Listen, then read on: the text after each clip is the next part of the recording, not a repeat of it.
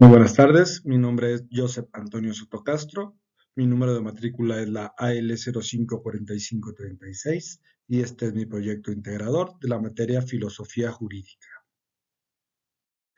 ¿Qué importancia tuvo la ONU en la Declaración Universal de los Derechos Humanos de 1948? La Declaración de los Derechos Humanos de 1948 fue de gran importancia, ya que esta fue respaldada por la Organización de las Naciones Unidas, haciendo un replanteamiento a los fundamentos de los derechos humanos, generando la aplicación de estos de manera natural para todas las personas. Y por último, se empezaron a crear comisiones e instituciones en los países para que se difundieran los derechos humanos y sean respetados por todos. ¿Cómo se define el constitucionalismo? Es un movimiento político que crea mecanismos de efectividad y reparación de los derechos humanos, obligando a las instituciones a respetar los derechos de los hombres y mujeres por igual. ¿Qué son las minorías? ¿Y en qué artículo de la Constitución Política de los Estados Unidos Mexicanos se encuentra regulado? Se refiere a un grupo de personas que difieren de la mayoría, porque cuentan con una serie de características diferentes, como puede ser raza, etnia, religión, condición sexual o idioma. Actualmente se trabaja para respetar los derechos de las minorías. Este está regulado por la Comisión Internacional de los Derechos Humanos. El artículo 4 constitucional que nos dice que la ley protegerá y promoverá el desarrollo de sus lenguas, culturas, ritos, recuerdos y garantizará a los integrantes de su apropiada integración a la sociedad. ¿Qué implica el patriotismo cultural en la actualidad? El patriotismo cultural de México es todo aquello que nos caracteriza como mexicanos. Son nuestros vestigios, tanto prehispánicos como coloniales e históricos. Todo lo que las generaciones anteriores nos legaron y que forman parte sustancial de nuestra historia.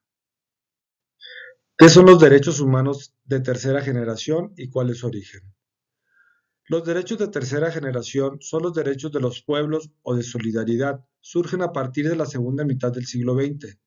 Los derechos específicos que se incluyen con mayor frecuencia dentro de la categoría de tercera generación son los derechos al desarrollo, a la paz, a un medio ambiente sano, a participar en la explotación del patrimonio común de la humanidad, a la comunicación y a la asistencia humanitaria. ¿Qué son los derechos colectivos y dónde se estipulan? Se caracterizan porque son derechos de solidaridad, no son excluyentes, pertenecen a todos y cada uno de los individuos y no pueden existir sin la cooperación entre la sociedad civil, el Estado y la comunidad internacional. Se estipula en la Declaración sobre los Derechos de las Personas pertenecientes a minorías nacionales o etnias religiosas y lingüísticas, adoptada por la Asamblea General de la Organización de las Naciones Unidas en su resolución 47-135 del 18 de diciembre de 1992. ¿Qué es la ética, la moral y cuál es su relación con el derecho? La ética estudia la moral y determina qué es lo bueno y cómo se debe actuar. La moral es un conjunto de normas de conducta y convivencia íntimamente ligadas a la ética. El derecho se traduce en un conjunto de normas obligatorias que regulan la vida en la sociedad, mientras que la ética es un conjunto de normas de conducta personal y la moral un código de conductas sociales cuyo incumplimiento no acarrea sanción alguna, lo que sí ocurre en el derecho. Esto sería todo de mi parte. Muchísimas gracias.